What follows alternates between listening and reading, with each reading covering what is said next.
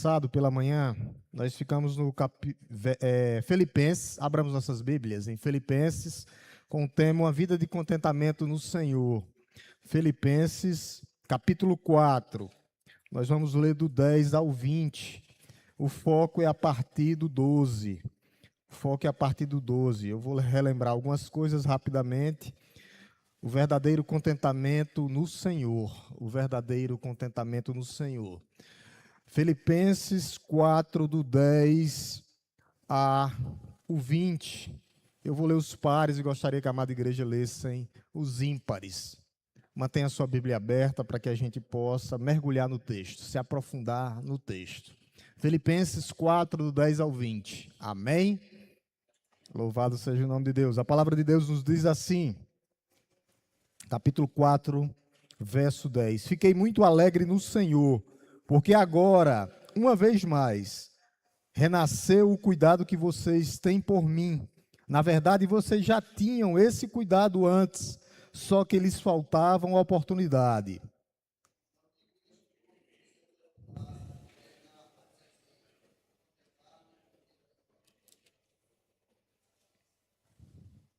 Sei o que é passar necessidade, sei também o que é ter abundância. Aprendi o segredo de toda e qualquer circunstância, tanto de estar alimentado como de ter fome, tanto de ter abundância como de passar necessidade. No entanto, vocês fizeram bem associando-se comigo nas aflições.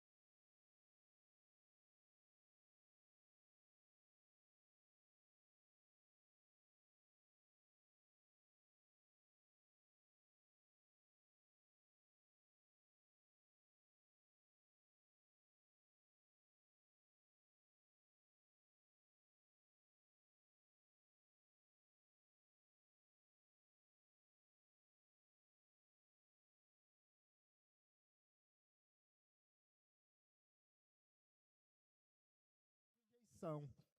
Quando alguém simplesmente passou por uma circunstância e não pôde me servir. Não pôde me servir. Por isso, como igreja do Senhor, nessa manhã nós temos que tratar o nosso coração. Reconhecer quando foi falta de oportunidade de alguém me servir. E não, simplesmente não, foi um relaxamento, não é isso. E ao mesmo tempo, como igreja do Senhor, eu falei isso, nós temos que ter cuidado em usar a falta de oportunidade como desculpa para não amar o próximo, para não servir o próximo, para não servir a igreja, para não amar o nosso semelhante. Dois extremos, nós temos que cuidar. Paulo sempre dá o benefício da dúvida aqui. Ele não julgou as motivações da igreja. Ele reconheceu as limitações humanas, mas ao mesmo tempo ele celebrou que é a oportunidade, porque lhes faltava oportunidade. A pergunta para um autoexame pessoal é: nós estamos guardando ressentimento contra alguma pessoa, algum irmão, quando simplesmente o irmão não teve uma oportunidade de me servir? Não teve a oportunidade de me servir, eu estou guardando ressentimento no meu coração. Eu não estou tendo uma vida de alegria, uma vida de contentamento no Senhor. A teologia do contentamento está nessa carta, completamente nessa carta. E o contentamento é um aprendizado progressivo. Nós temos que aprender dia a dia. O apóstolo Paulo vai dizer isso no verso 11, é o que o apóstolo Paulo diz no verso 11, dando continuidade, a gente já falou sobre isso, nós falamos esses dois versículos, o apóstolo Paulo diz assim, no verso 11, é o que ele nos diz, ele diz: digo isto não porque estava necessitado, porque aprendi a viver contente em toda e qualquer situação, em toda e qualquer situação. Paulo faz um esclarecimento.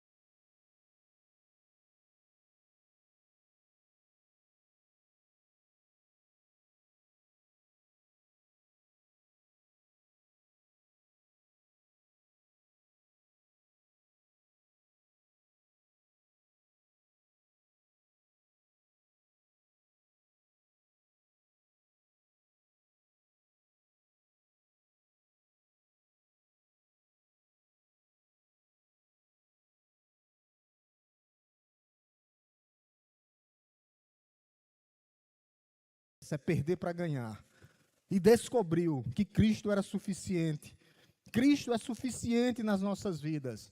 Cristo é suficiente nas nossas vidas. Apesar do sofrimento que esse homem passou, chicoteado, preso, fome, frio, passou necessidade, mas Deus, Ele não desperdiça o sofrimento, porque Ele utiliza a dor que você está passando como ferramenta para aprimorar a sua vida. O sofrimento é uma ferramenta pedagógica de Deus. Deus, ele não permite o sofrimento. Deus transforma o nosso sofrimento em propósito para nos fortalecer. É isso que Deus faz nas nossas vidas. Deus, ele nos capacita com o sofrimento. É isso que Deus faz. Deus colocou até um espinho na carne de Paulo, mas disse para Paulo: Paulo, a minha graça te basta, o meu poder se aperfeiçoa na tua fraqueza. Paulo, quanto mais tu for dependente de mim, mais tu serás forte. Ele não removeu o espinho na carne de Paulo, mas deixou o espinho na carne para dizer: Paulo, você tem que ter dependência de mim. E Paulo aprendeu, aqui, o diploma, aprendi a viver contente, o contentamento está no Senhor, em toda e qualquer situação. Em toda e qualquer situação. Em toda e qualquer... Não é o sofrimento ou o contentamento, não significa você ser autossuficiente, meus amados irmãos, não é isso. Uma ideia de independência de Deus, não é isso. O que Paulo está dizendo aqui para a nossa igreja, falando aqui para a igreja de Filipos é: eu nunca fui autossuficiente. Ao contrário, Cristo é suficiente em minha vida. O que eu preciso, um verdadeiro contentamento está no Senhor e não na independência orgulhosa. Muitos homens são orgulhosos, não querem ter dependência do Senhor. O contentamento das vãs filosofias é baseado em esforço, é baseado em emoções, é baseado no fatalismo, é baseado naquilo que eles dizem: eu não preciso de nada. Não há empatia com o próximo. O verdadeiro contentamento em Cristo é baseado na suficiência de Cristo, na transformação dos nossos desejos para uma dependência real do Senhor. Confiança relacional, eu estou ligado à videira verdadeira agora. Cristo é tudo o que eu preciso. Agora eu tenho alegria, agora eu tenho contentamento no Senhor. E chegou o texto onde nós paramos, as duas extremidades.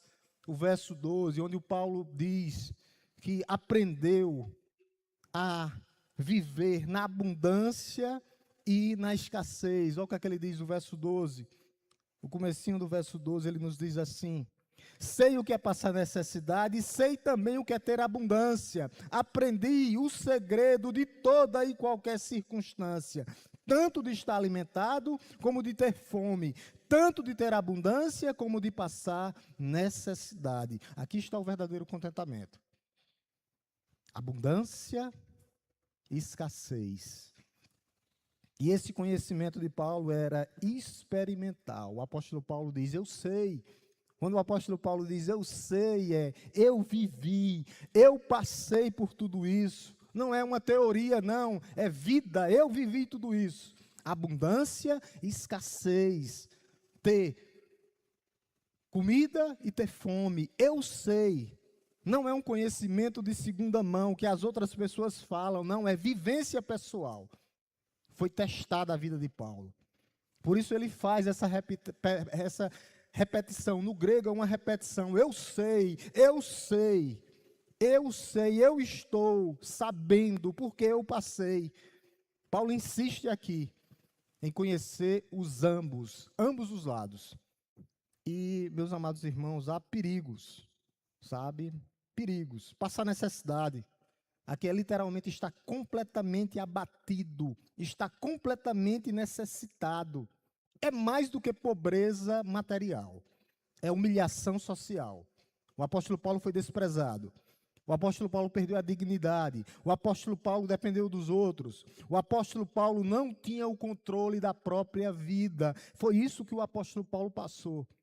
E nessa caminhada, quando você passa necessidade extrema, você pode ter algumas tentações, as tentações da humilhação, da pobreza espiritual. Isso pode criar no nosso coração uma amargura, pode criar no nosso coração desejo para desonestidade, pode criar murmuração, pode criar uma idolatria a outras pessoas. É isso que pode acontecer. Nós temos que cuidar do nosso coração. E, ao mesmo tempo, também ele diz, não só passar na necessidade, mas ter em abundância. O perigo das riquezas. Né? Ele tinha o suficiente. Teve uma vida confortável, não teve preocupações financeiras, teve segurança material. Qual o perigo do outro lado? O perigo da abundância, o perigo da escassez e o perigo da abundância. O primeiro é a autossuficiência. Quando nós temos uma estabilidade, nós possamos pensar, não, eu sou autossuficiente. Confiar no material, ter insensibilidade aos necessitados. Materialismo, consumismo em excesso. Então nós temos que ter cuidado. Ou até idolatria, né? Jesus disse que nós não podemos amar dois senhores. Senão nós vamos amar a um e odiar a outro. Então nós temos que ter cuidado. Por isso que o apóstolo Paulo diz aqui, eu aprendi.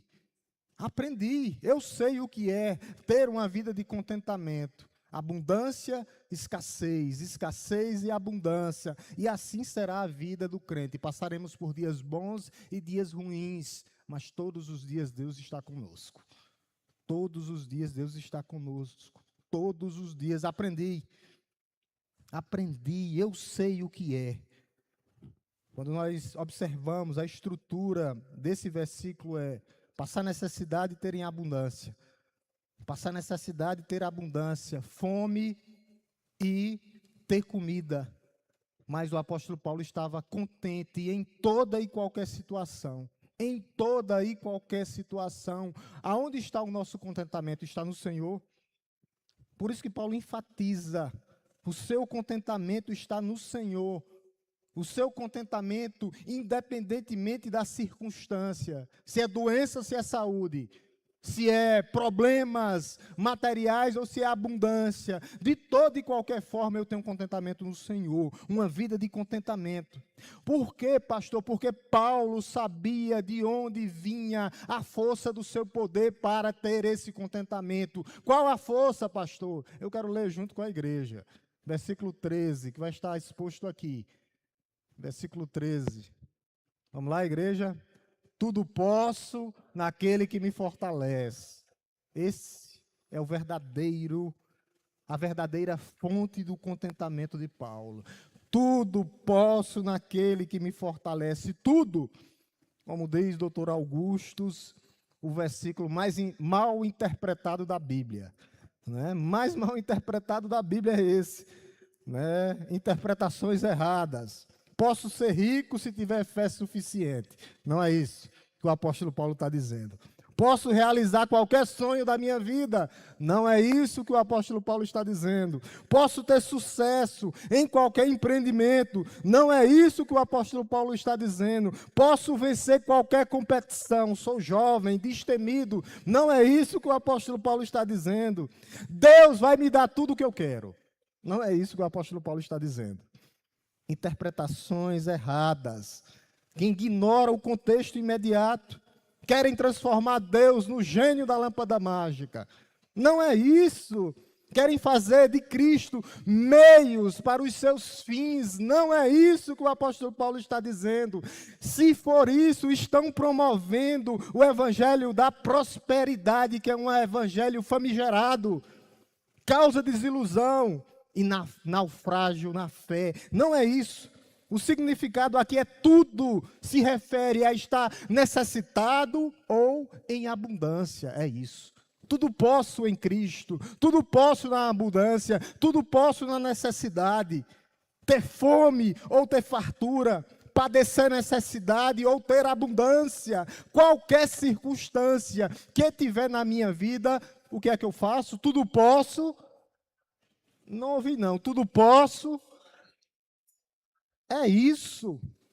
A tradução precisa, eu tenho força suficiente para enfrentar toda e qualquer situação, porque tudo posso naquele que me fortalece.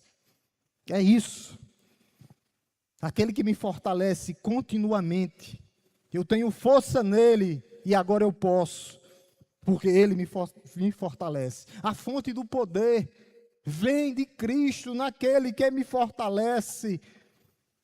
E é interessante aqui que essa ação é contínua na nossa vida. Contínua, não é pontual, mas contínua.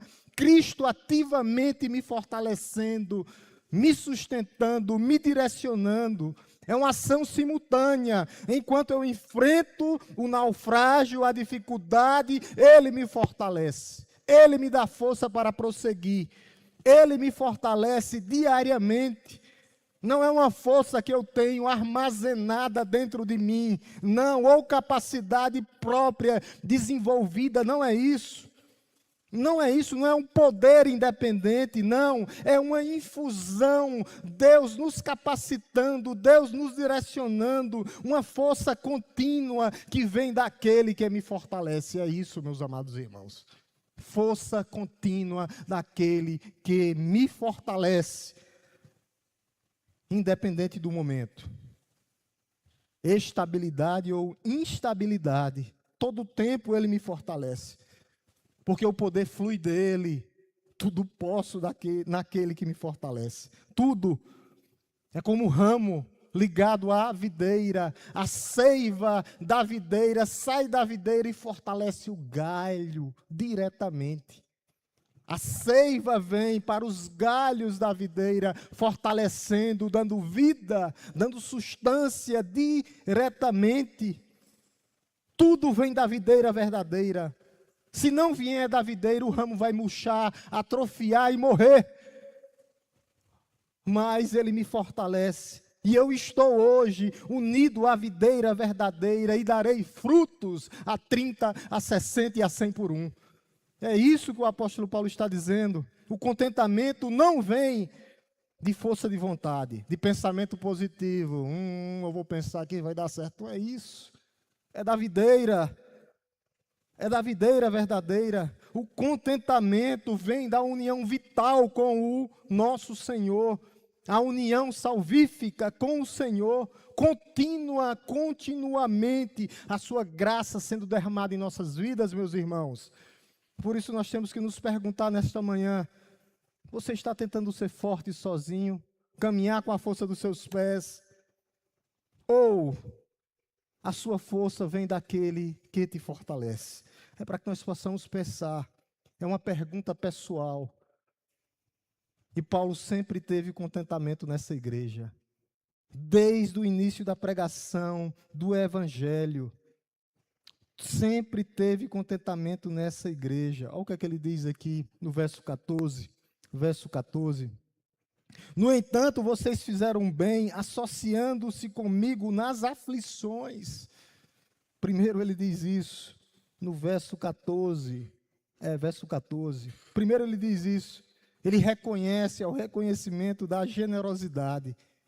Reconhece a generosidade dessa igreja. No entanto, o contentamento de Paulo com aquela igreja. No entanto, ou todavia, apesar de vocês terem dificuldades físicas, materiais, o meu contentamento é grande. Porque vocês fizeram bem para mim, vocês fizeram bem. O apóstolo Paulo elogia aquela igreja, porque aquela igreja gostava de evangelismo e missões. Aquela igreja bancou as viagens missionárias do apóstolo Paulo. Era isso o contentamento do apóstolo Paulo com aquela igreja. Era esse o contentamento. Mas vocês fizeram bem em me ajudar. O bem. Nós temos que evitar os extremos como cristãos. O apóstolo Paulo fazia isso. A igreja não pode ter o orgulho doador. Não, nós estamos doando, nós somos orgulhosos, não. Nem Paulo era um manipulador, porque recebia a doação. Paulo não dizia, vocês são obrigados a me ajudar, não. O apóstolo Paulo, ao contrário, disse, vocês se associaram a mim. Nas minhas aflições, nas minhas dificuldades, vocês são coparticipantes, vocês compartilharam comigo a doença, a dor, as aflições, os momentos difíceis. Foi uma parceria que exigia. Na minha aflição, vocês estavam comigo todos os dias. É isso que o apóstolo Paulo está dizendo. Não só na minha necessidade financeira, mas em todas as tribulações da minha vida, vocês estavam comigo. O meu sofrimento foi compartilhado com essa igreja e tem que ser. Nós somos um agora, esse é o tema da campanha da Convenção Batista 2026. Somos um e temos que ser conhecidos como um, assim como o Pai e o Filho são um. Aqui o apóstolo Paulo está falando da teologia da cainonia. Cainonia, comunhão. Os filipenses enviaram dinheiro, mas também dividiram as aflições, os problemas, a dor do apóstolo Paulo. E nós temos que fazer isso com os irmãos. Sentiram a dor de Paulo, compartilharam o seu fardo na hora da pregação, quando ele saiu pregando em toda a Europa, em toda a Ásia Menor. Tornaram-se co-sofredores com o apóstolo Paulo. Nós temos que fazer isso. Na hora da alegria, nós nos alegramos com quem se alegra. Na hora do sofrimento, nós choramos com quem choram. Isso é dividir, isso é ser co-participante. E havia uma fidelidade histórica dessa igreja. Desde o início da pregação, desde o início da implantação daquela igreja, aquela igreja sempre foi fiel. Sempre foi fiel. Olha o que é que o apóstolo Paulo diz no verso 15. Verso 15. E como vocês, filipenses, sabem muito bem, no início da pregação do Evangelho, quando parti da Macedônia, nenhuma igreja se associou comigo nesta questão de dar e receber, exceto vocês. Uma igreja que sempre foi fiel. Cerca de 10 anos tinha se passado aqui, conforme os comentaristas e os estudiosos. Paulo partiu para a Macedônia. Paulo deixou Filipos. Foi espancado, a gente lembra, preso. Foi lá em Filipos que ele clama, ora a Deus, juntamente com Silas, naquele momento de louvor, naquele momento de exaltação, e a cadeia quebra. E o apóstolo Paulo, o carcereiro, quis se suicidar, o apóstolo Paulo diz, não faça isso. E o carcereiro foi, não se suicidou. E depois o carcereiro disse, o que é que eu preciso para ser salvo? E o apóstolo Paulo diz, creia no Senhor Jesus e será salvo, tu e tua casa. E o carcereiro convidou o apóstolo Paulo para a sua casa, o apóstolo Paulo pregou na sua casa e toda a sua família foi salva. Mas ele partiu para a Macedônia, seguiu. E é interessante que ele disse aqui, nenhuma igreja se associou comigo. Isso é um contraste doloroso. Igrejas indiferentes ao evangelismo não se associaram com o apóstolo Paulo nessa questão de dar e receber. O apóstolo Paulo está falando aqui, eu preguei para vocês em amor, vocês me manteram, vocês me sustentaram, não por necessidade, não por obrigação, mas porque vocês honraram o que Jesus disse, é melhor dar do que receber. É isso que essa igreja fez. O apóstolo Paulo partiu para Tessalônica, cerca de 160 quilômetros. Preste atenção de o que é que uma igreja missionária faz. 160 quilômetros naquela época, era 3 meses de viagem de barco. 3 meses de viagem de barco. Uma viagem difícil, cara, perigosa. E essa igreja continuou mantendo o apóstolo Paulo. Continuou. 3 meses depois de viagem. Isso revela o quê? Uma igreja amorosa. Acompanhava o apóstolo Paulo em tudo. Uma igreja generosa. Eram pobres, mas eram ricos espiritualmente. Uma igreja de prontidão. Prontidão para servir. Prontidão para ajudar. Uma igreja que tinha fidelidade extraordinária. Foram os únicos a fazer isso. Olha o que é que o apóstolo Paulo diz. Os únicos a fazer isso. Foram vocês. Os únicos a fazerem isso. Os únicos. Filipos. É interessante que o apóstolo Paulo não recebeu a oferta de Corintos. Por quê, pastor? Porque Coríntios tinha falsos profetas dentro da igreja. Falsos profetas dentro da igreja. E Paulo não queria se associar com esses falsos profetas. O apóstolo Paulo, lá em 2 Coríntios, diz que os falsos mestres, disfarçados de irmãos, estavam mercadejando a fé. Ele não se associou com a igreja de Corinto, mas precisou e necessitou da igreja de Filipos. Qual era a motivação de Filipos em dar? Motivação pura, um amor genuíno por missões, sem agenda oculta dos falsos profetas. Era uma parceria verdadeira. É isso que acontecia com a igreja de Filipos. Por isso a igreja de Filipos, ela tinha um investimento. E o investimento era na eternidade. Olha o que o apóstolo Paulo diz no verso 17. É interessante. O apóstolo Paulo faz sua argumentação, sempre argumentando. Não que eu esteja pedindo ajuda, não foi por isso. Pois o que realmente me interessa é o fruto que aumente o crédito na conta de vocês. O que eu quero é que aumente. O que eu quero é que aumente o fruto e os créditos na vida de vocês. Primeiro o apóstolo Paulo ele vai dizer aqui, não que eu esteja pedindo ajuda. Não que eu estou pedindo ajuda. Paulo não era um mercenário. Paulo não estava atrás de dinheiro. Paulo queria manter e avançar com a pregação do reino de Deus. É um contraste com os falsos mestres que busca ganho financeiro. Paulo buscava o ganho espiritual dos doadores. O que me interessa é o fruto de vocês. Vocês estão frutificando e frutificando para a glória de Deus. Vocês estão crescendo, frutificando e se fortalecendo. É isso que o apóstolo Paulo está dizendo. É isso, o fruto espiritual, a recompensa eterna de vocês está sendo colocada na vida de vocês. Vocês estão ganhando, está sendo debitada na conta de vocês. O fruto, versículo 17.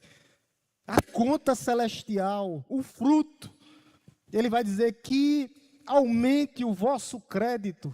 É isso que ele está dizendo no verso 17. O crédito na conta de vocês aumente. É isso que o apóstolo Paulo está falando. Que se multiplique a conta de vocês. A conta de vocês. Os créditos celestiais. Nas regiões celestiais. A recompensa eterna. Que vocês aumentem os tesouros eternos, celestiais, que não serão roubados, que não serão corroídos pela traça e pela ferrugem. Aonde está o nosso tesouro? O do apóstolo Paulo estava em vidas, em almas, resgatadas. Era isso que o apóstolo Paulo queria. Frutificar. Vocês estão frutificando. O crédito está sendo entrado na conta de vocês. Deus está registrando tudo o que vocês fizeram. Tudo o que vocês fizeram por mim. E o retorno é eterno e não temporal. O retorno é na eternidade. É isso que Deus está fazendo na vida de vocês. Generosidade, meus irmãos, não é perda financeira. Não, é um investimento espiritual. É um investimento espiritual. Generosidade não é desperdício de recursos, nem empobrecimento, não.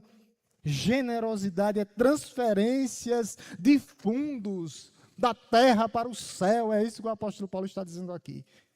Os fundos estão sendo transferidos, vocês agora estão frutificando. É um investimento do alto, do céu, que vocês estão fazendo. E esse enriquecimento na vida de vocês será uma herança recebida e eterna na vida de vocês. É isso que o apóstolo Paulo está dizendo. O que nós temos que fazer é uma pergunta. Onde está a maior parte dos nossos investimentos? Terrestres ou celestes, espirituais? Oferta. O apóstolo Paulo termina falando do verso 18 até o 20 como uma oferta de adoração. Foi isso que eles fizeram. E ele agradece. Olha o que ele diz no verso 18. Verso 18. Recebi tudo, tenho até de sobras, estou suprido, desde que Epafrodito me entregou o que vocês mandaram, que é uma oferta de aroma agradável, um sacrifício que Deus aceita e que lhe agrada. a oferta de amor e ajuda nas suas aflições, subiu e chegou a Deus como perfume, como um aroma que agrada ao nosso Senhor e Salvador. Olha como é importante. O recibo aqui é completo. Paulo vai dizer, recebi tudo. Tudo que vocês mandaram para mim. Isso era a parte financeira. Era um termo comercial. Recebi tudo. Tudo. O apóstolo Paulo vai dizer, eu tenho até em sobras. A palavra sobras aqui é abundância. Vocês mandaram tanto para mim aqui que está sobrando o que vocês mandaram. É abundante a oferta de vocês. O que o apóstolo Paulo diz, o que vocês mandaram para mim é mais do que suficiente. Eu estou transbordando. As minhas necessidades foram supridas abundantemente. Estou suprido. Suprido, o apóstolo Paulo está dizendo. E o tempo aqui é perfeito. Estou completamente cheio, nada me falta, porque eu recebi o que vocês mandaram. Isso é uma ironia, né, de Paulo. O apóstolo Paulo, quando escreve, é uma ironia para nós, pensando hoje. O apóstolo Paulo estava aprisionado, era escravo, cativo, quando escreveu essa carta. Mas era livre e tinha tudo, tinha abundância. É interessante. E Paulo usa 3 termos aqui do Antigo Testamento, que são termos do sistema sacrificial. Primeiro ele disse, aqui, me entregou o que vocês mandaram, que é uma oferta de aroma agradável. A gente sabe que era na época dos sacrifícios, quando sacrificava um cordeiro, a fumaça subia e aquela fragrância, aquele aroma agradava ao Senhor. A oferta de amor, a ajuda no sofrimento chegou ao Senhor. Foi um sacrifício. Isso indicava o quê? O que vocês mandaram para mim. Houve aceitação divina. A ajuda nos meus sofrimentos, a ajuda nas minhas necessidades financeiras. A oferta dos filipenses subiu como aroma suave, como bom perfume, como um incenso que era queimado no templo. E Deus se agradou. Sacrifício, olha o que ele diz aqui. Um sacrifício que Deus aceita. Deus aceitou o sacrifício. Deus aceitou o sacrifício. Era como no Antigo Testamento, quando o sacerdote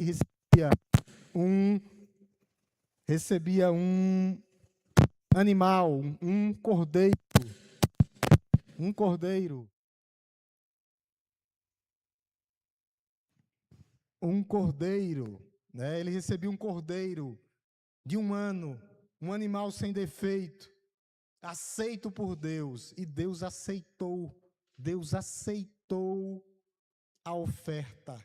A oferta atendeu todos os padrões divinos. Olha o que ele diz no finalzinho. De aroma agradável, um sacrifício a Deus que lhe agrada.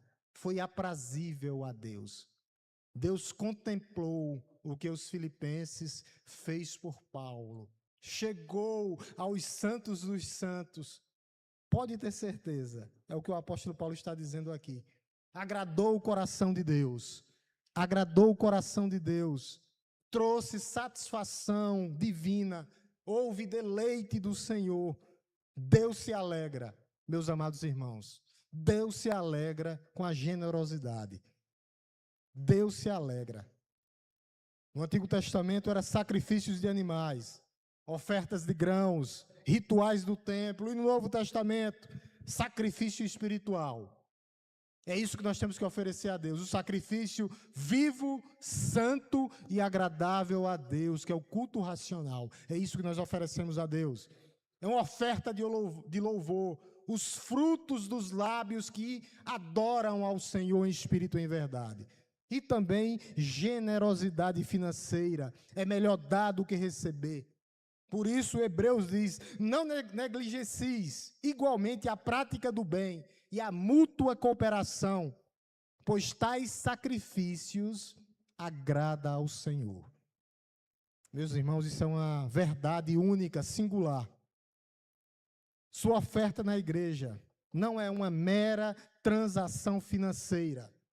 Não é um pagamento pelos serviços religiosos ou pastorais. Não é uma obrigação institucional. A sua oferta a Deus é um ato de adoração, é um sacrifício espiritual, é um incenso que sobe ao trono dos tronos.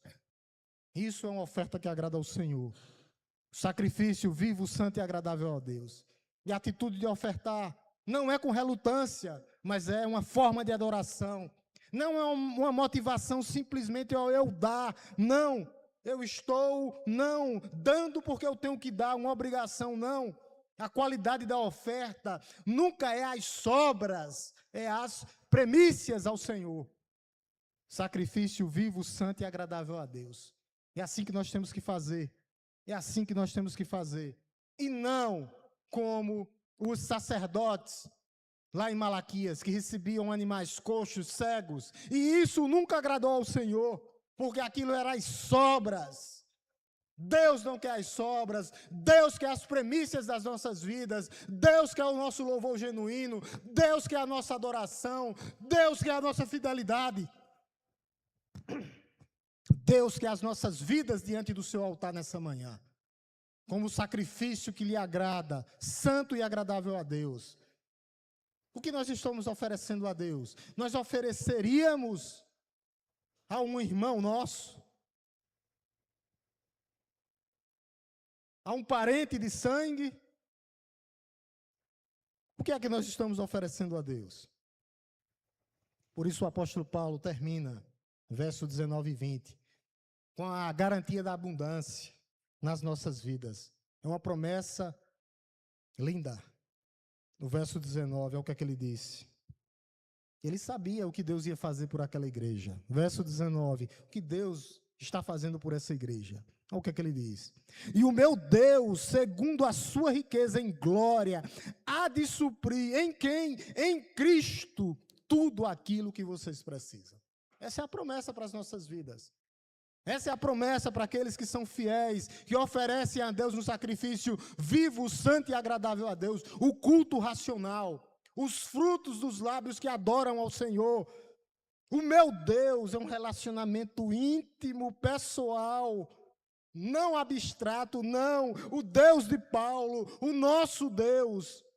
Paulo tinha acabado de dizer tudo isso. O meu Deus. Vocês estão adorando o meu Deus. Esse Deus que nós temos que adorar. O meu Deus, pessoal, aquele que é o meu pastor e que nada me faltará. Esse meu Deus, vocês agora podem chamar de Deus, o meu Deus, segundo a riqueza. É isso que o apóstolo Paulo diz, segundo a sua riqueza, as riquezas insondáveis de Deus. Deus dá a porção da sua riqueza espiritual na região celestial para a sua igreja. Ele está nos dando, e ele diz que há de suprir toda necessidade, porque ele é dono de tudo, do ouro e da prata. O que ele nos dá com qualidade. Ele nos dá porque ele nos ama, segundo a sua riqueza. Ele dá sem medidas, ele dá proporcionalmente à sua infinitude. Ele nos dá no seu tempo e conforme a sua forma. O dono do universo, o Senhor de todas as coisas, dá das suas riquezas, as riquezas da sua glória, conforme a sua vontade. Esse Deus que é infinitamente poderoso para fazer mais do que pensamos e imaginamos, muito mais, muito mais. E Ele nos dá em glória, riqueza em glória. Em glória, em glória, Deus supre a dimensão da sua glória. Não é uma dimensão limitada, mas ilimitada, provisão celestial nas regiões onde Ele está sentado. Deus supre gloriosamente, com o seu esplendor, com a sua magnitude, com a sua bondade, com a sua graça e misericórdia. Ele não dá com mesquinhez, não. Ele dá o que nós precisamos. É isso que ele faz. Paulo, aprisionado, humilhado, Deus em glória, majestade e poder, dando em glória a provisão da sua glória, há de suprir. É interessante que aqui o verbo é no futuro, há de suprir. As promessas, às vezes não está na realidade presente, está no porvir, está no amanhã. Às vezes nós estamos esperando no nosso tempo, mas há de suprir no futuro, uma ação futura, uma garantia profética e eterna que será concretizada em nossas vidas. Completamente concretizada. Quando ele disse há de cumprir, ele vai nos encher completamente, satisfazer completamente. Nunca nos deixará vazios. Não, não de forma nenhuma. Homens e mulheres cheios dos frutos de justiça, para que nós possamos contemplar a alegria do Senhor. Vamos estar satisfeitos em toda e qualquer situação. Deus nos enche completamente e não parcialmente. Como está o nosso coração para receber tudo isso que Ele está nos oferecendo? Tudo, em tudo, na totalidade absoluta, conforme a sua vontade e o seu querer. Em tudo, sem exceção, sem deixar nada de fora. Não é teologia da prosperidade, não é desejos, não, não são os luxos, não, mas as nossas necessidades genuínas, as necessidades do dia a dia, Ele vai nos suprir. Deus promete suprir todas as necessidades, não alimentar minha ganância, não é isso, não. E Ele faz isso em quem, pastor? Aí, ó, em Cristo. Aqui está o teu contentamento, aqui está a tua verdadeira alegria. Em Cristo, claro que eu deixei por final.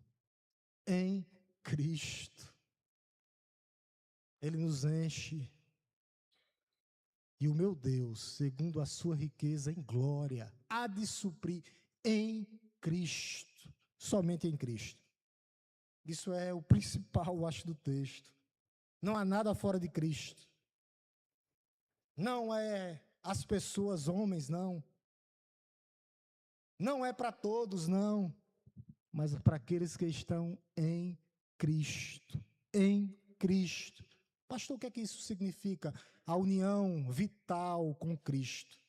Relacionamento salvífico em Cristo. Não é uma promessa universal, mas específica para todo aquele que nele crê. Em Cristo. Em Cristo. Eu quero ler com a igreja para que a gente possa encerrar. Coloque bem aqui, 2 Coríntios 1, 20. 1, 20. 1, 20. 2 Coríntios 1, 20.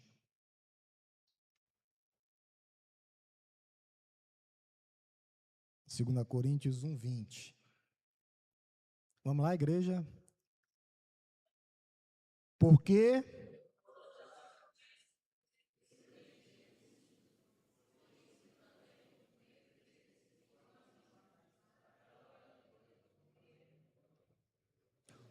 todas as promessas de Deus tem nele, em Cristo Jesus, nosso Senhor, o sim em Cristo Jesus, nosso Senhor. Vá a Ele, se coloque diante dEle, se prostre diante dEle, vá até Ele.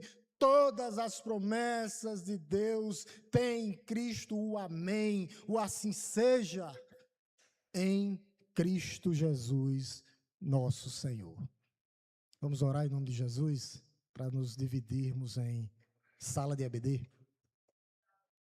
Oremos. Te louvamos, Deus Todo-Poderoso, Criador dos céus e da terra, te bendizemos e somos gratos, ó Deus, pelo teu amor, pelo teu cuidado, pelas tuas misericórdias, Pai Santo, pela tua bendita palavra, ó Deus, que foi pregada, proferida nessa manhã, os louvores entoados ao teu nome, ó Pai, a tua igreja que louvou, clamou, proclamou o teu nome nesta manhã, ó Deus, a direção do culto, ó Deus, tudo é para o Senhor, porque só o Senhor é digno de receber toda a honra, toda a glória, todo o louvor e toda a adoração. E que o Senhor continue nos abençoando nessa manhã, falando através da Escola Bíblica Dominical, capacitando os professores, dando discernimento a cada membro, a cada visitante da tua igreja. Essa é nossa oração, ó Deus, no nome santo e poderoso de Jesus. Amém?